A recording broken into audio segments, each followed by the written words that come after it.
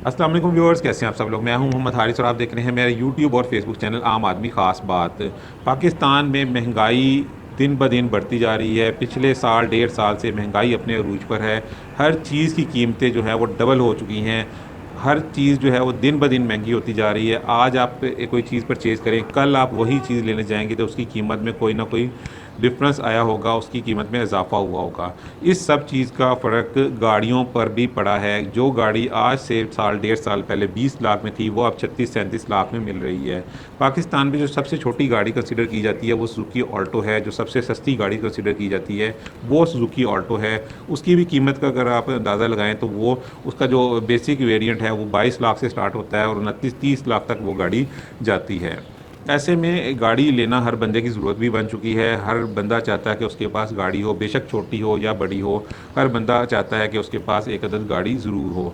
लोग मेरे पास आते हैं, मुझसे सवाल करते हैं कि गाड़ी अगर वो बैंक से लीज़ करवाएं किस्तों पर तो उनको क्या ये फिजिबल रहेगा, क्या उनके लिए ये सूदमंद है या नहीं है, और क्या इसकी किस्त होगी, कितना एडवांस होगा, क्या टेन्योर होगा। इस तरह के क्वेश्चन लोग मुझसे करते हैं। तो इसी हवाले से मैंने आज की वीडियो बना रहा हूँ ताकि आपको बखूबी अंदाज़ा हो जाए कि ये चीज़ आपके लिए फ़िज़िबल रहेगी या नहीं रहेगी, सूदमंद होगी या नहीं होगी, आपको इसमें नुकसान होगा या फ़ायदा होगा, सब चीज़ें आपके सामने आ जाएंगी। इसके लिए मैं आपको एक छोटा सा डेमो दूंगा।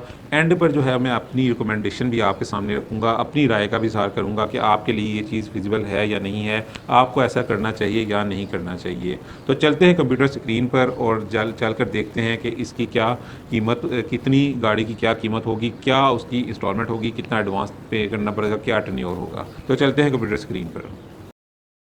जी तो दोस्तों, मैं मौजूद हूँ इस टाइम अपने कंप्यूटर स्क्रीन पर। आपके सामने सुजुकी की वेबसाइट मैंने ओपन की हुई है, जिसमें सुजुकी ऑल्टो जो है इसकी प्राइस शो हो रही है। ऑल्टो वी एक्स जो इसका सबसे बेसिक वेरिएंट है वो 22,52,000 में अवेलेबल है। इसी तरह Alto V X R, Alto V X A G S और Alto V X L A G S की प्राइस यहाँ पर दी गई है। सबसे जो कम प्राइस ऑल्टो है वी एक्स 22,52,000 में है, और जो सबसे इसका एडवांस वेरिएंट है वो 29,35,000 में अवेलेबल है। ठीक है, अब हम इसी गाड़ी को, जो ऑल्टो वी एक्स है, इसको हम लेकर चलेंगे और हम इसको किसी जो बैंक है वहाँ जाकर उनके देखेंगे कि हमें ये कितने में, ये गाड़ी हमें कितना एडवांस देना पड़ेगा और कितनी हमें इसकी किस्तें जो हैं वो हमें कितनी किस्त पर मंथ हमें जो है देनी पड़ेगी। तो यहाँ दूसरे जो है टैब में मैंने ओपन किया है मिज़ान बैंक।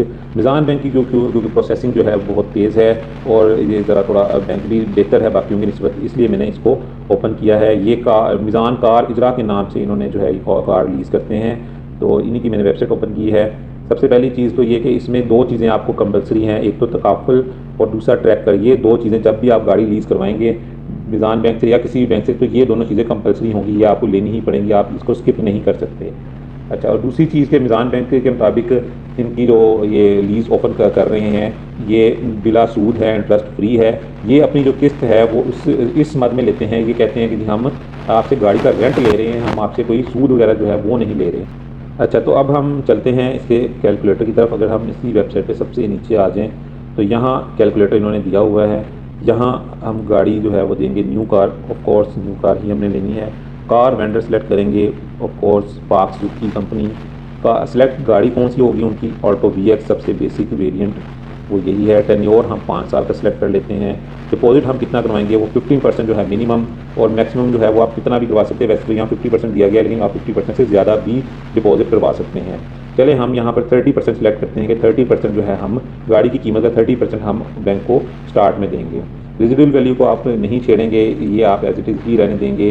कार डिलीवरी यानी कि आपने इमीडिएट गाड़ी लेनी है या बुकिंग पर, हम बुकिंग सेलेक्ट कर लेते हैं और नीचे बुकिंग पीरियड दे देते हैं 2 मंथ का।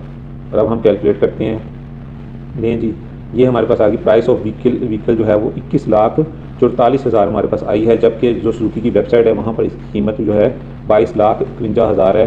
हो सकता है मिज़ान बैंक ने अभी अपडेट ना की हो अपने यहाँ पर, लेकिन इससे कोई इंस्टॉलमेंट पे इतना ज़्यादा फ़र्क नहीं पड़ेगा, हमें एक आइडिया जो है वो यहाँ से मिल जाएगा। रेजिडुअल वैल्यू 0% सेलेक्ट की थी। सिक्योरिटी डिपॉजिट जो है हमने 30% सेलेक्ट किया था। 30% का मतलब है 6,43,200।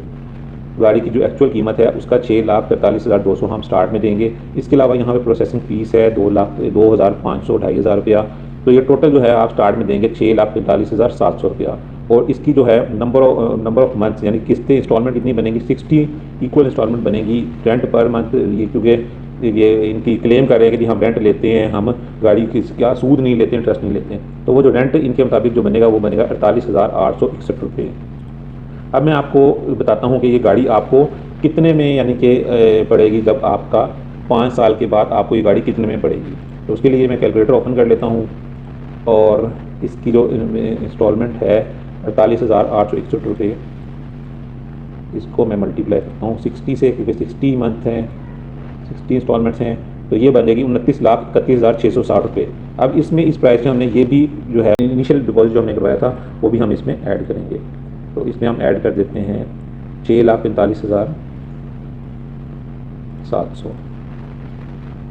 तो जी जो गाड़ी है 21,44,000 की जो गाड़ी है वो आपको 5 साल बाद पड़ेगी 35,77,360 में। यानी कि आपको कितना ऊपर देना पड़ेगा, इसमें से हम माइनस कर देते हैं 40,44,44,000, यानी कि 14,33,000 कम से कम, यानी कि 14.5 लाख रुपया जो है ना आपको ऊपर देना पड़ेगा 5 साल बाद। ठीक है, अब हम एक और सिलेक्ट कर लेते हैं। ये तो मैंने आपको एक बता दी ना, एक ऑप्शन ये है। अब दूसरी हम ऐड कर लेते हैं कैलकुलेटर, इसमें भी हम वही सिलेक्ट करते हैं, new car, vendor Suzuki, select car, वही गाड़ी सेलेक्ट करते हैं। टेन्योर जो है ये हम 3 साल का सिलेक्ट कर लेते हैं इस टाइम, और इसके अलावा डिपॉजिट हम 30% ही देंगे, रेजिडुअल वैल्यू को हम नहीं छेड़ेंगे। कार डिलीवरी बुकिंग पे जाएंगे हम और 2 मंथ सेलेक्ट करेंगे, कैलकुलेट करते हैं।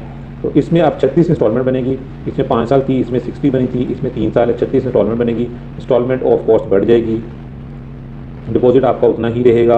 तो अब हम देखते हैं आपको अब गाड़ी कितने की पड़ेगी, जबकि आपने अपना जो पीरियड है ना, जो आप इंस्टॉलमेंट पीरियड है वो आपने 3 साल कर लिया है। 36 इंस्टॉलमेंट बनेगी उसकी। पहली बार में तो मैंने आपको बता दिया तकरीबन 14.5 लाख रुपया आपको गाड़ी का प्राइस से ऊपर देना पड़ेगा 5 साल के दौरान। अब ये दोबारा अब ये बन गया 65,000, तकरीबन 65,000 बन गया, मल्टीप्लाई बाय 36। तो ये आपने किस्तों की मद में देना है 36 महीनों में। जमा इसमें कर लें आप 6,45,700, ये आपने इसमें ऐड करना है, जमा 6,45,700। तो अब ये गाड़ी आपको पड़ेगी 29,85,700, यानी कि 29,86,000 रुपया हो गया। इसको अब हम देखते हैं आपको ये गाड़ी की कितना ऊपर देना पड़ेगा, इसमें से माइनस कर देते हैं हम 41,000, गाड़ी की जो एक्चुअल कीमत है वो माइनस कर देते हैं। इस दफ़ा पहले आपने जब 5 साल सेलेक्ट किया था तो आपका बना था 14.5 लाख रुपया, आपने गाड़ी की कीमत से ऊपर दिया था 5 सालों के दौरान, और अब ये आपको 3 सालों के दौरान आपको 8,41,700 रुपया आपको ऊपर देना पड़ रहा है। तो ये एक सिनेरियो था। अगर आप गाड़ी लेना चाह रहे हैं तो कोशिश करें कि अपना जो है जो आपकी टेन्योर है उसको कम से कम रखें, 2 साल रखें, 3 साल रखें, इससे ज़्यादा आप ना करें, नहीं तो आपको ज़्यादा जो है इंटरेस्ट देना पड़ेगा, इनके मुताबिक आपको ज़्यादा रेंट देना पड़ेगा। अच्छा, अगर आप गाड़ी लेना चाह रहे हैं बैंक से तो एक ये सूरत हो सकती है कि आप जो है गाड़ी की जो इनिशियल जो डिपॉजिट है वो आप ज़्यादा से मैक्सिमम जितना भी आप दे सकते हैं उतना दें, तो वो भी आपके फेवर में जाएगा।